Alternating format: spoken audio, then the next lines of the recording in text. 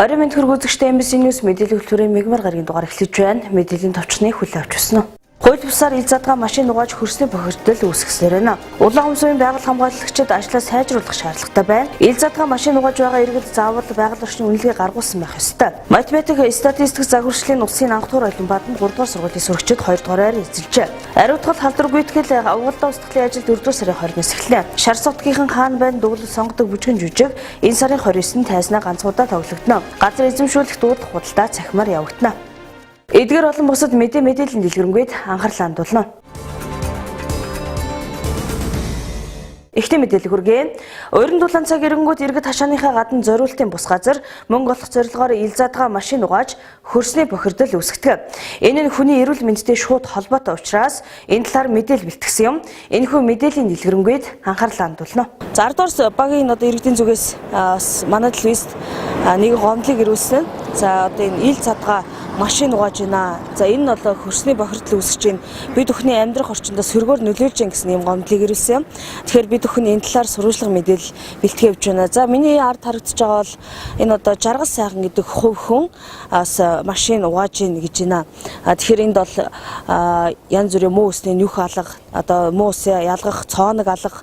За өнөөдрийн байдлаар бол одоо хөрсний бохирдол үүсгээд за энэ үйл ажиллагаа явуулсаар байна. Тэгэхээр янз бүрийн зөвшөөрөлж аваагүй холбогдох одоо хүнээс нь бас эзнээс нь ярилцлага авах гэсэн боловч мэдээлэл өгсөнгөө бид бүхэн машин угааж байгаа за ажиллаж байгаа иргэнээс ярилцлага авахд бол өдөрт бол 2-оос одоо 3-аас 4 машин угаадаг гэсэн юм мэдээлэл өгч байна.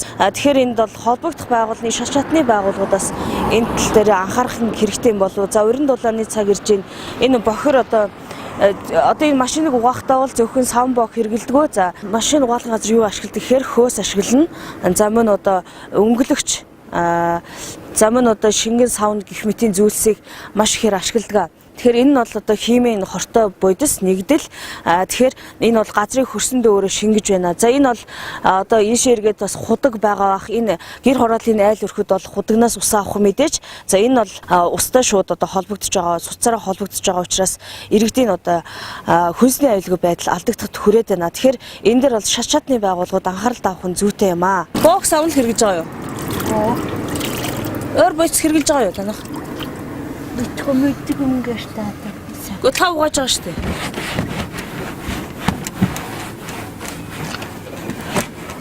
Ер нь хөөс мөөс хэрглэж байна уу? Гоо. Пэрэг инээн тийм. Пэрэ. Өөрөндөө боллоо. Өдөр тэр хичнээн машин угааж байна. Өдөр нэг самэтгүй. Та одоо хэд хоног ажиллаж байна? Тэгээд нэг 2-3 хоног. За 2-3 хоногийн хугацаанд өдөр тэр ойролцоогоор хичнээн машин угааж байна та. Өөрөөр угааж байна. Дөнгөж эхэлж байгаа. Манай хүүхдүүд эхэлж байгаа. Тэгээд энэ одоо янз бүрийн муусны нөх байгаа юу? муусны нөх хийгээг байгаа. Хийж амжааг байгаа. Одоо энэ хүүхдүүд муусны нөх хийнээл хийж мэйсэн юмнуудаа бэлтгэнэ гэдэг байгаа. Тэгээд дөнгөж удаад нэг 2-7 хоног болж байгаа. Дөнгөж л тэгэл эхлээл ажлуулал эхэлж байгаа. Энэ одоо хөрсний бохирдол үүсгэн гэж бас та бодож байна. Бодож байна. Хөрсний бохирдол үүснэ тэр энэ муус бүр хасаа нахаас ирчихсэн байгаа. Одоо муусны юу хийх гэж байгаа. Одоо 2 хүн хүний 2-3 хүний ирэх шгээс болж энэ 10 дугаар агийнаас иргэдийн эрүүл аюулгүй амьдрах орчин алдагдах хүрээд байна л да. Энэ тал дээр та явчих. Тий би бас санаа зовж байгаа. Харин хүүхдүүтэй хэлж байгаа. Энэ одоо муусныхаа юу хийж энэ ус доош нь ордог болох. Тэгээд одоо манай худгаа бас хийж амжааг худгаа хийлгэх гэж байгаа бас. Тэгээ нэг 4-5 жил ажиллаж байгаа. Энд муусны нөх одоо цооног байна. Манайх тийм бэлдэг л байгаа бэлтгэж байгаа. Ер нь энэ хугацаанд ер нь тийм ээ улаан өмс хүмүүс ч юм уу ер нь холбогдох байгууллагаас шаардлага хөргүүлсэн танад хөргүүлж ясан. Энэ центр битамл гэдэг яваад энэ битам байгуулсан. Яад одоо шаардлага биелэхгүй. Угаасаа энэ зүүнд чинь их ус юу яадгүй шүү дээ. Хотод алхуулчихдаг байхгүй. Тийм л дээ. Тий одоо машины шороо тоос энэ хөрсний бохирдол үүсэж байгаа мэдэж байна да. Мэдж байгаа. Энэ зөвхөн одоо та нарын одоо эрх ашигын төлөө энэ одоо олон мянган хүний бас эрүүл мэнд энэ аюулгүй байдалтай холбоотой юм зүйл яригдаад байна л та. Одоо бид нэр энд юу яа худаг гаргацсан одоо энэ юу цооног хашаан дотор юу яаж чулуу яаж малтч нөх гаргах гэж. Тэгээд энэ усаа нэгжүүлэгч оруулдаг тийм. 3 жилийн хугацаанд одоо ямар бэлтгэл хийвдэг вэ? 3 жилийн хугацаанд энэ метан яагаад хөдөлгөөн мөдөгтэй болсон. Та нар одоо энд улаан өмсөм тодорхой хэмжээний үйл ажиллагаа явуулж байгаа учраас бас тодорхой хэмжээний шаардлагаас хүлээж авч ажиллах хэрэгтэй шүү дээ. Иргэдийнхээ эрүүл аюулгүй амьдрах хүчнийг хангаж үйл ажиллагаа явуулах хэрэгтэй шүү дээ. Иргэдээс бас мөнгө аваад ингэж амьдарч байна. Тийм л дээ. Тэгтээ энэ машинаас нэг бохирдол байхгүй шүү дээ. Тоос энэ сурвалжад авчихгүй нүшэн асгачиж байгаа. Машиныг чураад байхгүй. Гэхдээ энэ хөрсний бохирдол үүсэж байгаа шүү дээ. Тийм шаардлага нэг хэрдгүй яасан энэ метан зэмтгий нөхөх хол гэж яасан байхгүй. Нөө усны нөх. Усны нөх. Муус гэдэг чи одоо энэ бохирцсан усыг л яриад байгаа юм л да. Одоо аялал нэхлээд юу байгаа одоо энэ хашаандан тийм байгуулах гэж байгаа. Яг хэдийгээр байгуулах уу? Одоо эхэлж байгаа юм чинь илаан чигтрүүлж аваад энэ хашаандан тийм байгуулна гэж бодож байгаа. Одоо яг би хэдэн сард ирвэл одоо яг эцсийн мэдэр хийцэн байх бол ирж сурчлах юм. Дахиад рахцсан баг хийлгэчихнэ би дөрдийн төлөвлөгөөтэй байгаа. Би нөхөр таана аялдаг. Энэ хавийн одоо 3 нугаалгын газар байна л да. Эдгээр бүгд одоо мөс нөхгүй байх юм. Бид тийм байгуулна л гэж яаж байгаа. Иргэдээс ирнэ та нар шаардлага ирж байна. Одоо энүүгээ одоо мөс нөхт олгооч гэж гэдэг юм уу тийм ээ. Энэ одоо ингээд хөрс охиртуулаад ингээд шавхаа үүсгээд байна гэдэг чинь. Тийм байхгүй ш хэлдэг шүү дээ. Ер нь зах зээлийн хямдар угаад учраас энэ дэр машин ирж гэж ойлгож болох уу? Болдог манах хэмтхэн дээд угаалгах юм. Шүлснээ өрнө гэсэн машинууд л ирдэ шүү дээ. Жижиг тэр хэдэр угаах вэ? Бүтэн 7000. Одоо портрош дэш одоо джип болохоор 100000 голоо явчихдээ бүтэн угаалгана. Тэгтээ нэг бүтэн байнгын машин болгон тэгж угаалгаад идвэ шүү дээ. Төмөн нээлттэй эзгар компанийн нэр хэр автобус угаалгаж байна. Энэ дээр угаалгач харагдаад шүү дээ. Угаалгатай. Манай хоёр угаалгатай. Автобусыг хэдэр угаах вэ? Автобус 30000. Бүтэн үү? Бүтэн. Ер нь хэр шүршүүлэх вэ? Шүршнэ. Ер нь бол төмөн нээлттэй эзгар компани энэ 3 дээр нэмжлүүлдэг ч хэлэх болох. Болдог.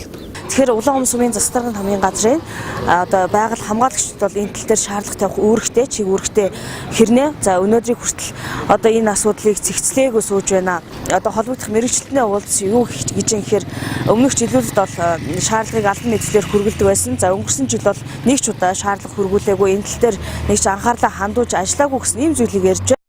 Орон дулаан цагаар алчуураар даллан зогсох машин угаагчид замдаа нь гарч ирдэг зуршилтай болоод нийлээд хэдэн жилийн үрийг үзэж байгаа ч үүнд дөрвтэй хяналт тавих байгууллага алгаад үүнд хамгийн түрүүнд хяналт тавих ёстой албан тушаалтнууд болох улаан өмсөмийн байгаль хамгаалагчид хэдэн жилийн өмнө албан тоод хүргүүлсэн гэх тайлбарыг хэлээд сууж байх юм. Орон дулааны цаг ирж машин угаасан ус газартаа шингээд хатдаг нь хамгийн том асуудал болоод байгаа юм. Энэ нь жижиг асуудал мэд харагдаж байвч хөрсний бохирдол үүсч газрын сүцээр дамжин иргэдийн уух хүсэнд нэвчин хүрч эрүүл мэндийн сөргөөр нөлөөлөх аюулт хүрч байгаа юм а. Тухайн газруудын нэг нь хинээс ч хаанаас зөвшөөрөл аваагүй хууль бусаар үйл ажиллагаа явуулсаар байна.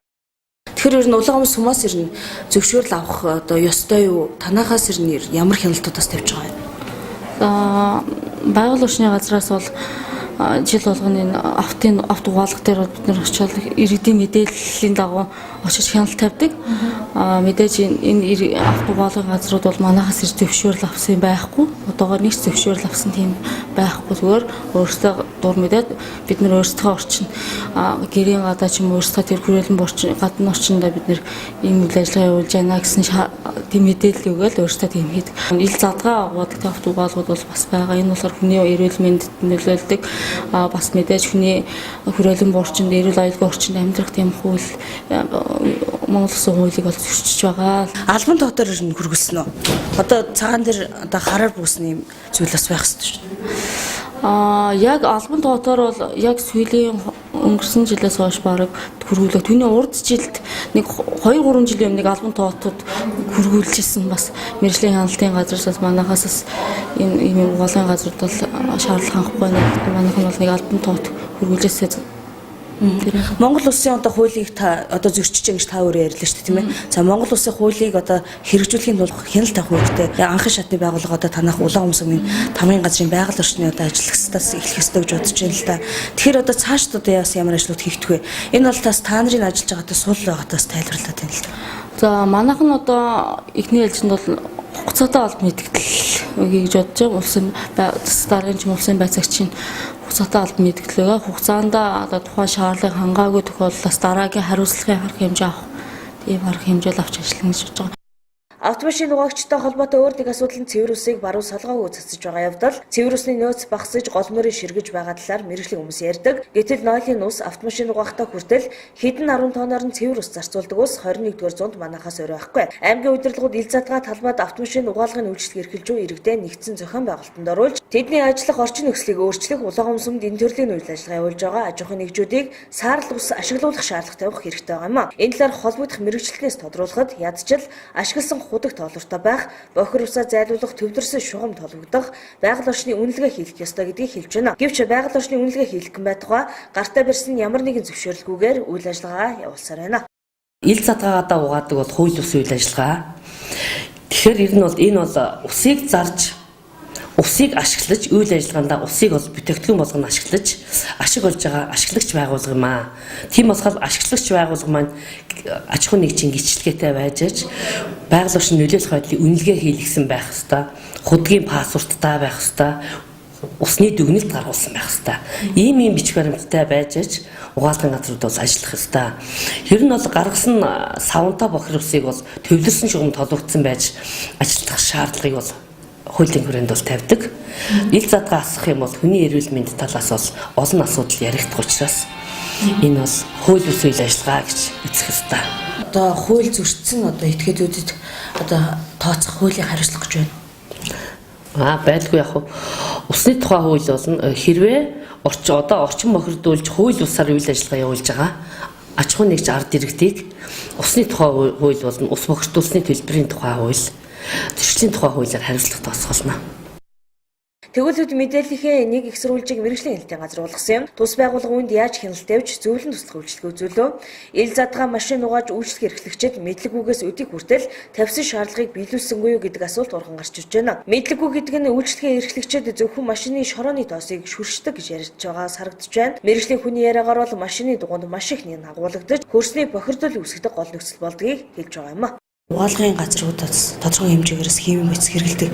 Энэ ер нь хөрсөнд шингээд за хүний эрүүл мэндэд бас яаж сөргөөр нөлөөлөх вэ? Ер нь танай байгууллагаас энэ дээр нь яаж хяналт тавьдаг вэ?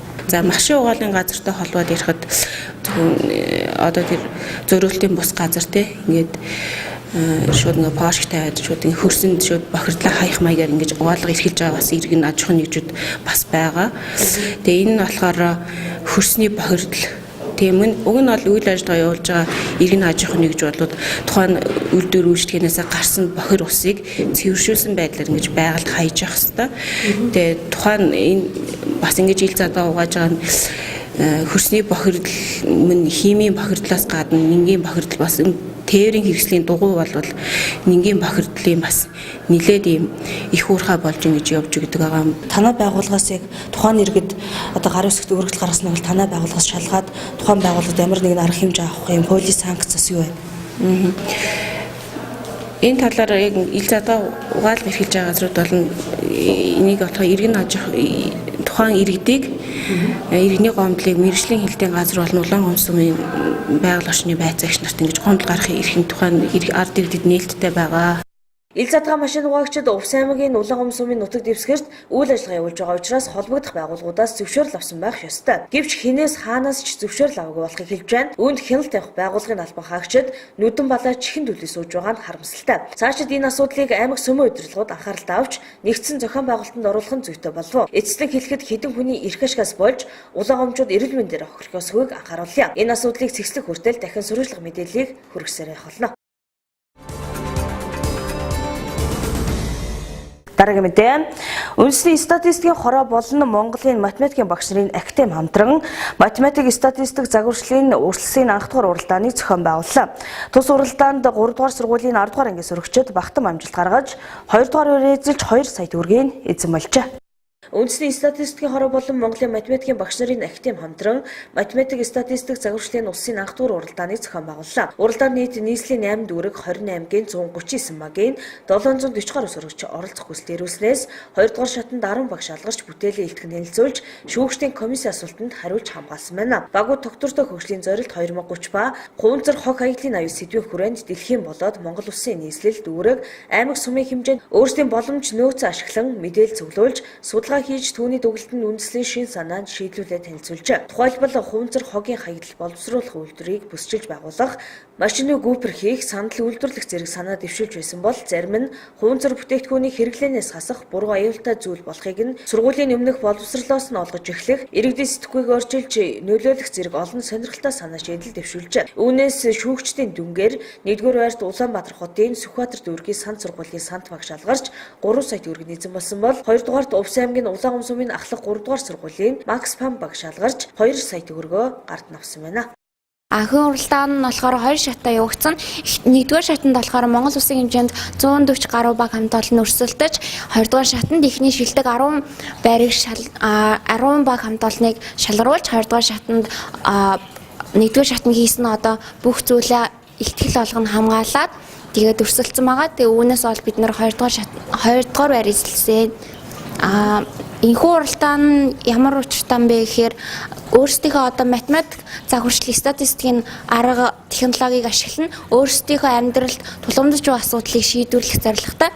Тэгээд энэ сэдв нь болохоор тогтвортой үржлийн зорилго 2030 ба хуванцар эдлийн аюул гэсэн сэдвийн дор өрсөлдсөн байгаа.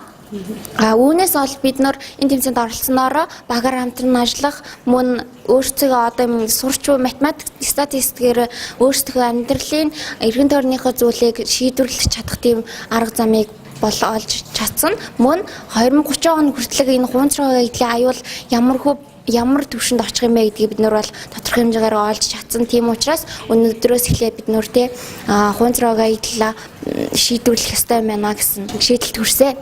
Увсыг хүүхд залуу соёл урлаг спортоор хэм бүхний түрүүнд алхдаг. Гэвч тэд нь нийс рүү явж тэмцээний уралдаанд оролцоход зардал мөнгөний асуудал тулгардаг. Тэгвэл Макс Пам багийн 5 гишүүдийг энэ асуудлыг тойрч гарсангүй. Тиймээс холбогдох байгууллагад хүслийг өргүүлсэн бөгөөд гэр бүл хүүхэд залуучууд хөгжлийн газар статистикийн хэлтээс төмөн нээлттэй хязгаарын компани унааны зардлыг дааж тусалцаа үзүүлсэн байна. Тогтвортой хөгжлийн зорилго 2030 ба хуванцар хог аяглалын аюул сэдвт одоо математик статистик загварчлалын улсын анх дугаар уралдаан зохион байгуулагдсан. Энэ уралдаанд бол манай Увс аймгийн 3 дугаар 10 жилийн гантулга багштай одоо нэг ангийн одоо 5 сурагч явж оролцож улсад 2 дугаар байр эзэлж одоо мундаг том амжилт авч ирлээ. Тэгэхээр энэ 5 хүүхдийн маань одоо гантулга багштай одоо энэ 5 хүүхдийн маань зорилго бол хуванцар хог аяглалыг ашиглаж дахин боловсруулах үйлдвэр одоо байгуулах, хуванцар хог аяглалыг одоо дахин боловсруулах ийм зорилго чиглэлтэй одоо эрдэнэ ажлаар оролцож ирсэн байж байгаа. Тэгэхээр одоо 10 дугаар ангийн энэ сайхан 5 одоо хүүхд маань ийм том одоо бүтээн байгуулалт хийхээр ийм том зорилго тавьж Монгол улсад одоо үндсэндээ үйлдвэрлэж чадахгүй байгаа хуванцар хог аяглалыг Увс аймагт одоо дахин үйлдвэрлэе гэсэн ийм зорилго чиглэл тавин одоо 2 дугаар хайранд оролцож ирж байгаа бас бидний том амжилт юм аа. Одоо ер нь одоо манай хүүхд залуучууд бол ер нь ялангуяа одоо Улаанбаатар хот руу бол тэмцээн уралдаанд маш их явдаг. Энэ бол зардмгийн асуудал бас хүндрэлтэй байдаг, хол байдаг. Одоо олон хүүхдүүд одоо тэмцээн уралдаанд явах юм бол одоо зардмгийн асуудал ихээр яригддаг. Манай компани дээр одоо бас хамт төсөлд одоо маш их тавьдаг. Бид бүхэн бол энийг бас тийм ээ хүүхд залуучуудаа бас дэмжээд бас улснуудах бол үнэхээр Улаанбаатар хотоос 1400 км алслагдсан тийм хамгийн одоо хол аймаг. Энэ одоо тэмцээн уралдаанд явж байгаа хүүхдүүдийг бас бид бүхэн бас өөрсдийнхөө болцооныхаа хэмжээнд бас дэмжээд одоо энэ их явуулдаг. Одоо саяхан бас одоо Улаанбаатар хот руу бас одоо 5 хүүхд тийм ээ одоо математикийн одоо ийм уралдаан тэмцээнд явахаар одоо тийм болцол одоо хангатлаа одоо унааны зардлын асуудал тус удаач гэж одоо ийм хүүхдүүд орж ирсэн. Үнэхээр бол энэ хүүхдүүд бол тийм ээ бид бүхний одоо ирээдүй энийг бол одоо бид бүхэн бол одоо хүүхдүүдтэй бид нар бол хөрөнгө оруулалтыг одоо хийж явах хэрэгтэй, дэмжих хэрэгтэй. Ер нь ялангуяа Увс аймагт бизнес эрхэлж байгаа одоо бүх хүмүүс маань тийм ээ үнэхээр одоо бид бүхэн хүүхд залуучуудынхаа төлөө тодорхой хэмжээнд одоо чадах шинээр одоо хөрөнгө оруулахыг одоо би бас одоо хүмүүсээс сураалж байна. 5 хүүхдийн маань одоо унааны зардлын талаар одоо бас дэмжлэг тусалцаа үзүүлээч гэж хүссний дагуу нэг хүүхдийн зардлыг бас ингээд шийдэж өгöd явуулсан. Тэгээд одоо дэмжээд бас явуулсан хүүхдүүд маань амжилтаа оролцож шилдэг 2 дугаар дэд байрыг эзэлж одоо амжилтаа оролцоод 2 сая төгрөгийн одоо гартаж аваад ирсэн бас баяртай байна. Увсынх нь улсдаа толгой цогтхийн тод жишээ энэ юм а. Аймаг орон нутгийнхаа нэрийг гаргаад ирсэн 3 дугаар сургуулийн 10-ийн А ангийн сурагчтай сургуулийн өндөр амжилтыг нийт ард иргэдийнхээ өмнөөс хүсэн өрөөё.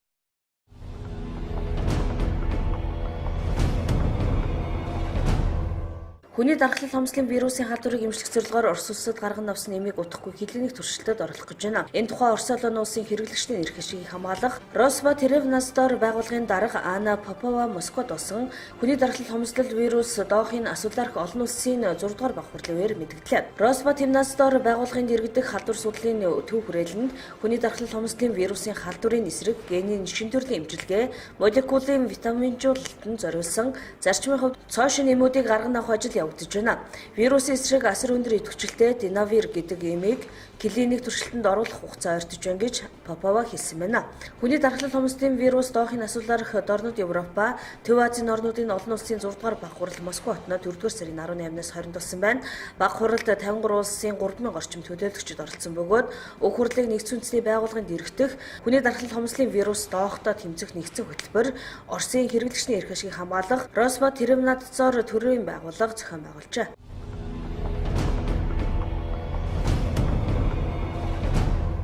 Монголын үндэсний олимпийн орооноос тухайн сард болж өнгөрсөн уралдаан тэмцээнд өндөр амжилт үзүүлж эх орныхаа нэрийг дэлхийн тавцанд өргөсөн тамирчид багийг алдаршуулах сар бүрийн Монголын спортын ертөнцид болсон үйл явдлыг дүгнэх зорилгоор сарын шилдэг тамирчийг тодруулж байгаа юм. Өнгөрч 3 дугаар сарын шилдэг тамирчны шалгуулт дуусаж дуун гарсан байна. Кыргызстан улсын нийслэл Бишкек хотноо зохион байгуулагдсан чөлөөт бүхий насны хүрэгчдийн Азийн авраг шалгаруулалт тэмцээний авраг болсон орхон ологийн саналаар сарын шилдэг тамирчин боллоо. Тэрээр хамгийн олон удаа буюу 4 дахь удаага энэ шагналд нэр дэвшиж 2 удаа ялагч болж байна. Энэ нь анх удаа нэг тамирчин нэгээс илүү удаа сарын шилдэгэр тодорсон тохиолдол боллоо. Орхондоо хамгийн хүчтэй өрсөлдөөнийг Орос улсын Екатеринбург хотноо явагдсан жудо бүхийн их тулах тэмцээнд төрүүлсэн амжилтаараа олон улсын хэмжээний мастер Цогтбаатарын мэрэгжлийн сумо бүхийн хацаа бошоо төрүүлсэн авраг Кокори анаад нэр үзүүлж удаах байрт бичигджээ. 3 дугаар сарын шилдэг тамирчны шалгуулалтанд Орос улсын Улаанууд хотноо болсон Бурятийн ерөнхийлөгчийн нэрэмжит чөлөөт бүхийн эрэгтэйчүүдийн тэмцээнд төрүүлсэн Бих баяр Японы Такасаки хотноо явагдсан чөлөөт бүхийн дэлхийн цомын тэмцээнд хүрэл медаль хүртсэн эмэгтэйчүүдийн шигшээ баг тус нэр дэвшсэн мэлээ. Сарын шилдэг тамирчин спортын сэтгүүлчид болон олон нийтийн нээлттэй санал асуулгын эрдэмт тодруулдаг. 3 дугаар сарын шилдэг тамирчийг шалгаруулах олон нийтийн санал асуулгад 1000 гаруй хөгжөө нэмжигч 30-аад спортын сэтгүүлчид оролцжээ.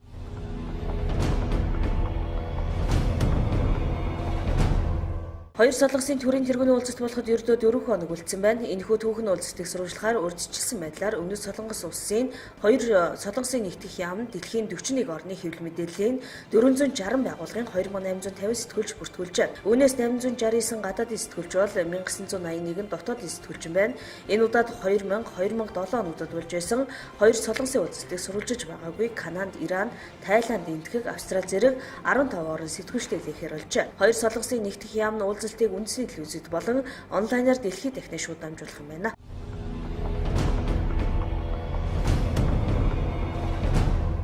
Үндэсний бичиг үсэг тусгаар тогтнол өрөөндөө боловсрол соёл шинжилх ухаан, спортын яам, засгийн газрын хэрэгжүүлэгч агентлаг, соёл урлагийн газар, үндэсний номын сангаас, хэлний бодлогын үндэсний зөвлөл, хүүхдийн төв номын сан, Улаанбаатар хотын төв нийтийн номын сан, Монгол улсын их сургууль шинжилх ухааны сургуулийн хүмүүлэг ухааны салбар, бичиг соёл боловсролын төв, төрийн түүхийн музей, аймаг орон нутгийн номын сангууд зэрэг боловсрол соёлын байгууллагууд хамтран зохион байгуулж байна. Үндэсний бичиг үсгийн баярын хүрээнд Монгол хэл соёлын судалгааны асуудлаарх эрдэм шинжилгээний хурлууд, Монгол бичгийн түүх, соёл уламжлалыг харуулсан цуврал үзэсгэлэнгүүд уншигч эрдэмтдийн уулзалт хилцүүлэг болон үе үеийн бичиг үсгийн тухай эрдэмтэн мэрэгдийн бүтээл төрөлийг олон нийтэд сурчлан таниулах төрөл бүрийн арга хэмжээг аймаг нийслэлийн номын сан, ихтэй сургууль, ерөнхий боловсролын сургууль зэрэг боловсрол соёлын байгууллагад хамтран өргөнөөр зохион байгуулах юм. Үндэсний Монгол бичгээ хойч үедээ өвлүүлэн үлдээх төв соёлоор бахархыг хүсдэг илэрхийлэх зорилгоор үндэсний бичиг соёлын уралдаанд Монгол бичгийн улсын төрөлцөө олимпиад, уран бичлэг, тэргүүний уншигч, зөв сайхан бичгтэн шалгаруулах уралдаанд сургалтуудыг орон даяар явуулж байна. Их хэл бичиг түүх соёлын үндэсний хэмжээ сурчлах энэхүү арга хэмжээний нээлт 2018 оны 5 дугаар сарын 4-ний 11 цагт үндэсний номын санд болох юм байна.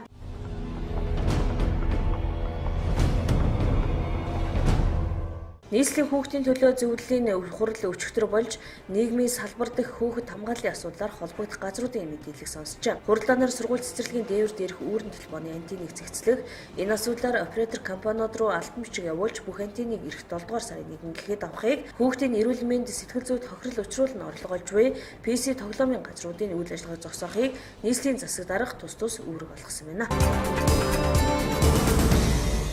Дараагийн мэдээ.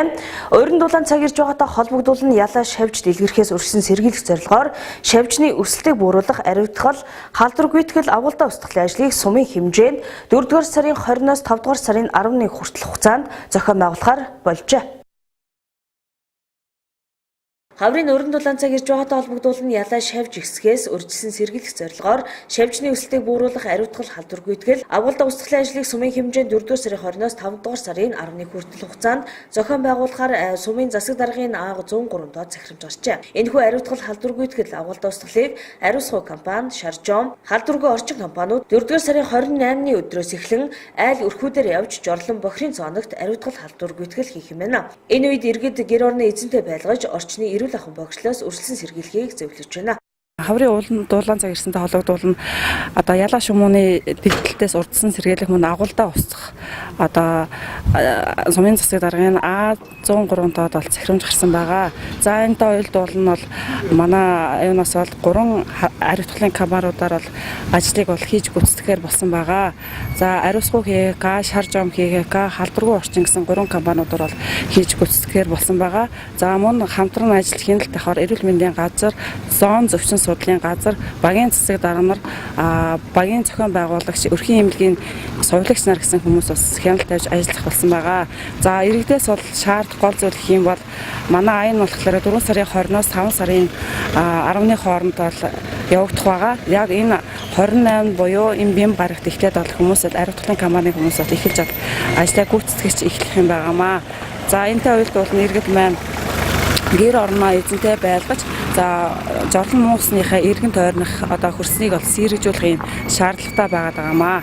Энэ нь болохоор таны болон одоо үр хүүхдүүд чинь орчны эрүүл ахуйн бохирдлоос урдсан сэргийлэх мөн халдвар төвчнөөс үүсэх магадлалыг нь бол бууруулах юм ач холбогдолтой байгаа юм шүү. За хаврын авгалдаа нустгалыг одоо бүх өрхүүдээр явж хийж байгаа. Хийхээр бол одоо хагасны өдрөөс эхэлж хийнэ. Нэг ноолд бол 3,000 төгрөгөөр ариутгал устгал хийгдэн. Айл өрхөд бол 3,000 төгрөгийг бэлдэж одоо эзэнтэй байх хэрэгтэй. За нохойг одоо бас уяатай байдаг хамгаалах хэрэгтэй. Нохой биднэрт бас их тээр болдог, оруулдаг. Ариутгал хийсний дараа 10-аас 15 минут болоод нойлдоо норж бизаасна. Ариутгал хийсний дараа бол ариутгал хийчихлээгээд бас байгаад байж болохгүй. Аргалын үнс угаад зэрэг одоо ямараас нойлыг хамгаалж явах хэрэгтэй. Хаврын авгалдааг одоо өрчхас төрөнд одоо бидний авгалдаа устгалыг хийх хэвээр. Авгалдаа өрчихгүй байна гэдэг бол хар ядаа одоо өрчихгүй баг гарна гэсэн ийм учиртай. Айл өрхийн модон журлан ариутгахад 3,000 нүргийн хураан авах бөгөөд иргэд 10-аас 15 минутын дараа бие засахыг анхаарлаа. Дараагийн мэдээ. Ойр театрын уран бүтээлчид ойр түмний түүхээс сэтгүүлсэн Шар сутгийнхан хаан банд бүжгэн жүжигийг дэлхийн бүжигчдийн өдрөөр тайзнаа тавих гэж байна. Энэхүү сонгодог бүжгэн жүжиг энэ сарын 29-нд ганцхан удаа тоглогдох бөгөөд овсчууд та бүхнийг өргөнөөр үцхийг уриаллаа. Түүхийн ухааны доктор, Монгол Улсын боловсролын түүхийн тэмхэн эрхлэгч Нас Сүхбаатарын зохиол Шар сутаг хаан банд үндэсний сонгодог дуулалт бүжгэн жүжигийг Увс аймгийн ойр театрын хамт олон аймгийн 90 жилийн ногоор амьлуулж үзэгчдийн хүртэл болгож байсан мэлээ. Шар сутаг хаан банд үндэсний сонгодог бүжгэн жүжигт 1755 оны үйл явдал гарах бөгөөд манжуудаас ойрдууд газар нутгаа хэрхэн хамгаалан нэмэгдэж байгаа тухай өгүүлдэг юм а. Жүжигийн ихэнх хэсэг бүжгээр өгүүлэгддэг учраас театрын бүжгийн ангийн уран бүтээлчид илүү их ачаалттай ажилладаг. Энэ утгаараа дэлхийн бүжигчдийн өдрийг тохиолдуулан ганцхан удаа тайзнаа гэж байна. Энэхүү бүтээлийн ерөнхий найруулагчаар Монгол Улсын гавь жүжигчин бүжиг дэглэж Ганчимэг, зураачаар Төрбат, хувцсны дизайнераар Бадрах, дугны найруулагчаар Алтан хуйгнар ажилласан мэлээ. Энэ одоо бодит ядлаас сэтгүүлжсэн юм бүтээл хамгийн гол нь үнэн түүх гэсэн үг байхгүй. Тэгээ энэ одоо нутагт энэ ус нутагт энэ ховдын одоо баруун хязгаарт байгаа ойрдын ард түмний үүх түүхийг одоо гаргаж байгаа юм бүтээлээ. Тэгэхээр өвөг дээдс маань одоо энэ нутаг усаа хамгаалж өөрийнхөө яс угсаа отгоо хамгаалж авч үлдэх нь бол хэрхэн одоо зов зүдэрчтэй өнөөдөр хүрсэн бэ гэдгийг энэ одоо ард түмдээ үзүүлэхэд зарсан юм бүтээл агуулгын тийм байна. Тэгэхээр энэ одоо манай театрын хамт олон бүгдээрээ оролцож байгаа. Энэ хөгжмийн зохиолч нь Алтан уйг гэдэг одоо Монгол нэртэй сайхан зохиолч байдаг. Энэ Алтан уйгийн зохиол байгаа. Хувцсыг одоо бас нэлээд түүхийн судалгаатайгаар хийсэн. Нэлээд тайсан том бүтээл. Энийг бид нар 90 жилээр тоглоод тэгээд бид нар кизил туваад очиж тоглосон. Туугийн ард нь бол маш өндрөөр хүлээж авч та нулимс туслал хүлээж авсан юм ойлгохоор юм бүтээлээ. Тэгээд энэ бол бидний нэг талаараа тайс нэрээ шууд түүхэн уншил гэсэн үг тийм ээ. Уран бүтээлээр яа түүхийг бас өгүүлдэг юм бэ тийм ээ. Энийг бас харуулах зорьсон ийм бүтээлээ. Тэгээд энийг бол одоо манай усын ард нь бол бүгдээ үзэх ёстой. Бүтээлийн нэг гэж ойлгож байна. Тэг хамгийн гол нь энэ өөрөө зохиол нь шүү дээ. Нэгэн отгыг яаж сүрч тэр манжин дээр даарлалд яаж тэмцэж 260 жил тэмцсэн гэж байгаа тийм ээ. Энээс одоо 260 жил хүний амьдрах нас өрхөгүй. Тэгэд тэр олон 100 гаруй жил тэмцэж ирэхэд тэр яаж одоо зосоогоороо босоогоороо тэр ард түмэн тэр олон жилийг туулваа. Тэндээс нэг отго одоо бүр сүрч байгаа отго биш хамгийн сүүлч отго. Тэрийг одоо авчил түн дээр тэр гэрүүл нэгэн гэрүүл хамгийн гол нь нэгэн гэрүүл одоо яаж зүтгэж үр хөвгт авч угсаагаа залуулахын тулд тэр отгыг одоо сэргээж авч үлдэхийн тулд гол нь ерөөсөө л тэр. За тэгэхээр Монгол Улсын гавьяа жүжигчин элдвийн цэргийн нэрмжил Увс аймгийн ойрт хөгжим жүжигний театрын уран бүтээлчид за түүхийн ухааны доктор Надмидийн Сүхбаатарын зохиол Монгол Улсын гавьяа жүжигчин Ганчимгийн найруулга Шар сотгийнхан хаан байна уран бүтээлийн тоглолт маань дэлхийн бүжигчдийн баяраар буюу 4-р сарын 29-нд ердөө ганцхан удаа 19 цагаас Увс аймгийн ойрт хөгжим жүжигний театрын тайзнаа тавигдах гэж байна. Тэгэхээр эрхэм увсчууд та бүхэн бас түүхээ, төөх соёлоо тэртех 2-3-6 жилийн өмнөх тэр түүхийг одоо сэдвлэж бүтээсэн төв бодит амьдралаа сэдвүүлсэн хүүхд жүжиг маань та бүхэн хөрөлцөөрж үзхийг хөрж байна. Тэгээ мөн 18 сумын үзэгчид бас хөрөлцөөрж үзэх боломжтой билээ. Утсаар захиалах боломжтой. Ойртын түүхийг харуулах өгөөрөн бүтээл нь чамгүй их хөрөнгө зарсан үзэгчдийн таашаал хүлээсэн бүтээлийн нэг юм. Энэхүү бүтээлийг үзэж сонирхохыг хүсвэл 4-р сарын 29-нд Ойр театрыг зориорой.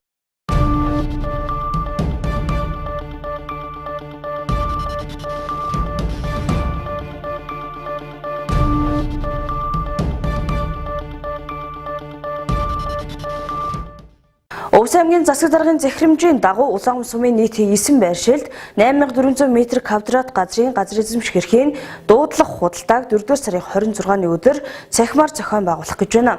Энэхүү худалдаанд оролцоход иргэд хэрхэн бүртгүүлэх талаар дэлгэрэнгүй мэдээллийг тодруулах булангаараа хүргэж байна. Засаг даргын 2018 оны 182 дугаар тоо захирамжаар Увс аймгийн Улаангум сумын 9 байршилд 8400 м2-ыг худалдаа үйлчлэгээний зориулалтаар дуудлага худалдаа зарласан байгаа. Дуудлага худалдааг цахимаар зохион байгуулагдсан байгаамаа. Дуудлага худалдааны бүртгэл маань 2018 оны 4 сарын 24 буюу өнөөдөр цахим системийн цагаар буюу 8 цагаас ажлын цагаар 17 цаг хүртэл хооронд оролцогчдыг бүртгэх байгаа. За оролцогчд бүртгүүлэхдээ хамгийн ихний ахлан маань цахим иржихаа програмд орж бүртгэлээ хийх шаардлагатай байгаа. Энэний дараа дэнчин болон хурамжийн төлбөрөө төлөөд бүртгүүлэх оролцогчдыг бүртгэх шаардлага нь бүрдэж байгаамаа. MBC сайт руу Монгол Улсын хэмжээнд газрын виржийн цахим виржийн систем маань харагдана. Монгол улс даяар хаана ямар дуудлага худалдаа төссөн шалгаруулалтаа болж байгаа бүхэл зар маань энд барьцлага. За үүнээс дуудлага худалдаа гэсэн төлөвийг сонгох байгаа. За дуудлага худалдааны төлөв нь ингээд одоо дэлгэцэн дээр ингээд харагдчихэв. За мөн одоо эндээс төлөвөөс Увс аймгийн сонгоод оролцогчдыг бүртгэж байгаа гэх. За оролцогчдыг бүртгэж байгаа одоо нөгөө Улаангум сумын 9 байршилт ингээд дуудлага худалдааны зарууд маань ингээд байршсан байгаа. За иргэн энэ дуудлага худалдаанд оролцохын тулд анхны алхам маань энэ нэвтрэх цонх руу ороод бүртгүүлэх товчийг дараад энэ бүртгүүлж ээж эргэн аж ахуйн нэг бүх гадаад иргэн ингээд бүгд орох юм байгаа. Тэгээ бүртгүүлсний үндсэн дээр мэйлэр бүртгэлийн баталгаа ажилд нь ирэх юм байгаа. За бүртгэлийн баталгаажлалт нь ирсэн тохиолдолд дуудлага худалдаа цонх руугаа ороод одоо энэ цахимаар оролцогчдыг бүртгэж байгаа гэдэг. За энэ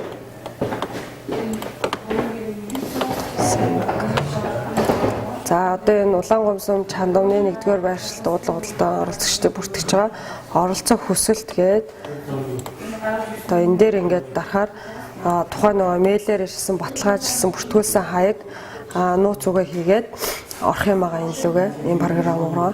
Хэрэглэгч маань бүртгүүлээд одоо хэрэглэгчийн хуудас гээд нэрмэн гараад ирчихэж байгаа. За одоо ингээд дуудлага худалдаа гэдэг дахиад дуудлага худалдаагаар оролцогчдыг бүртгэж бай. Дуудлага худалдааны төлөвлөлтөөр маань ингээд байгаа. За Увсан аймаг гэдэг энэ Увсан аймгийг сонгоод за 1-р байршил дуудлага худалдаанд оролцож байгаа Чандууны 1-р багт худалдаа үйлчлэгийн 300 м2-т оролцож байгаа иргэн маань энэ дээр ингээд дараад оролцох хүсэлтэй илгээх юм аамаа. За оролцох хүсэлтэйг илгээн ингээд гаргууд тэгээ хураам дэнчингийн хэмжээ болон тэмдэгтийн хураамжийг төссөн 12500 баримт авах хэвээр. За энэ цонгон дээр ингээд харагдаж байна. Тушаачаад гүйлгээний утгаа нь хэдэн сарын хэдэн төссөн дэнчингийнхаа болон хураамжийнхаа үнийг хийгээд одоо дэнчин ялагч болоогүй бол дэнчин маань буцаанд олгох байгаа. Тэр хүний даасаа бичээд за одоо энэ хаягаар энийгээр ороо нөгөө юугаа оруулах юм байгаа. Дуудлага худалдааны дэнчин болон хураамж гэсэн зургийг ингээд энийгээр оруулаад за ингээд хүсэлтэд ингээд илгээчин. За хүсэлтийг маань илгээж авсан админ маань бүх гүйлгээний утга болон хураамж төлсөн юм дансанд орж ирсэн тохиолдолд баталгаажуулалт нь бас мэйлээр очих юм аамаа. За дуудлага худалдаанд оролцож байгаа оролцогчд маань бүртгүүлээд хэрэглэгчийн номер аваад оролцогчоор орсон тохиолдолд цахимаараа интернетээр нөгөө виржээр ороод үнийн санал бүх хэсэг нь харагдана. За үнийн санал бүгд ингээ оролцоод байсан нөхцөлд бүх үнийн саналууд нь бүгдээрээ ингээд энэ дээр харагдаад оролцогч нь ингээд тухайн үед нь үнийн саналаа хэлээд авах ингээ боломжтой байгаамаа.